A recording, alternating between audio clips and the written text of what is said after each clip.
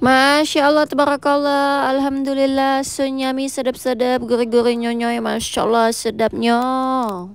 Jadi untuk menu makan malam ini Bunda masak tom yum seafood dadakan yang isinya yang ready aja di kulkas. Ini Bunda pakai sayurnya juga yang ready aja di kulkas. Yang pasti super seger, asam, pedes, manis, gurih. Wah kacau pokoknya, sedap banget lah. Nambah 2 piring.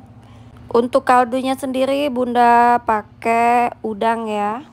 Untuk isiannya Bunda kasih ini ada bakso ayam soni, terus bola salmon, udang, cumi, ayam potong-potong. Ayamnya tadi Bunda potong tipis-tipis biar matangnya bareng. Untuk sayurnya Bunda pakai yang ready aja di kulkas tadi. Wortel, sawi, buncis, itu yang ada aja di kulkas Bunda.